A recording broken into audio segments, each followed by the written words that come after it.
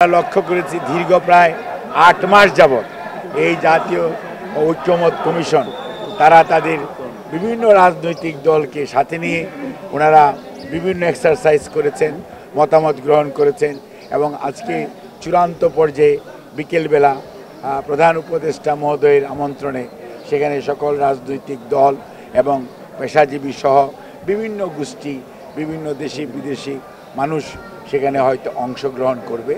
আমরা পত্রিকায় দেখলাম যে আবার ফেসবুকে পত্রিকা আসছে গত রাত্রে ফেসবুকে যেটা দেখা গেল যে একটি দল অংশগ্রহণ করবে না বলে ওনারা বলেছে, বাট ওনারা ওটাও বলেছে যে ওনারা পরবর্তীতে আবার যখন ডাকা হবে সেগুলোর মধ্যে যাবে এবং যদি ওনারা মনে করে যে এটা সনদে স্বাক্ষর করবেন তাহলে ওনারা স্বাক্ষর করবে। ওনারা একদম আসছে না তা ঘটনাটা ঠিক তা না, ওনাদের মধ্যে হয়তো কোনো জিনিসের মধ্যে চাওয়া এবং প্রাপ্তি, দাবি এবং বাস্তবতার নিরিখে হয়তো কোনো কিছু মিলছে না।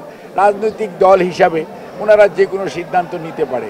আর দেশের মানুষ যে জুলাই সনদের জন্য আবু সাইদ বলেন, মুগ্ধ বলেন, গত 15 বৎসরের যাবৎ নিরন্তর আন্দোলন বলেন, গুম বলেন, শহীদ বলেন, জুলাই সহজ আর আগস্টের 5 তারিখ এই 36শে জুলাই যদি আমরা চিন্তা করি, এটি হচ্ছে একটি 15 বৎসরের ধারাবাহিক আন্দোলনের সর্বশেষ পর্যায়, যেখানে ছাত্র জনতার মিলিত গণ অভ্যুত্থানেই স্বৈরাচার পালিয়ে গেছে, পদত্যাগ করেছে এবং আজকের অন্তর্বর্তীকালীন সরকার।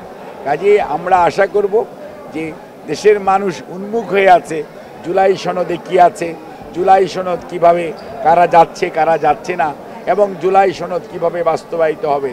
সর্বশেষ রাষ্ট্র যখন দায়িত্ব নেয় কোনো একটি সনদ বা কোনো একটি সিদ্ধান্ত বাস্তবায়নের জন্য, সেখানে এটি নিয়ে আমার মনে হয় না কোনো ধরনের মানুষের কারো মনে কোনো ভীতি অথবা শঙ্কা থাকার প্রয়োজন কোনো কারণ আছে যে এটি ভবিষ্যতে বাস্তবায়ন হবে না। কাজেই যদি এটিই হয় তাহলে এখন তো প্রেসিডেন্সিয়াল অর্ডারে অনেক অনেক মানে আদেশ নির্দেশ, এখন তো জাতীয় সংসদ নেই, তারপরেও কিন্তু প্রেসিডেন্সিয়াল অর্ডারে অনেক অর্ডার জারি হচ্ছে যেগুলো কিন্তু আগামী সংসদে রেটিফিকেশনের প্রয়োজন আছে। যদি মানুষের বিশ্বাস যেটি জাতির প্রয়োজনে, দেশের প্রয়োজনে আমরা আন্দোলন করি, রাজনীতি করি, সব কিছু করি, সর্বশেষ টার্গেটটা কি?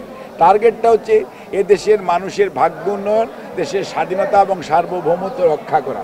কাজেই সেই লক্ষ্যে যে সকল আইন প্রণীত হয় সেগুলোই পরবর্তী জাতীয় সংসদ বাস্তবতার নিরিখে, সংসদ না থাকলেও পরবর্তী সংসদ আগের যে কার্যক্রম সেটাকে বৈধতা দান করে।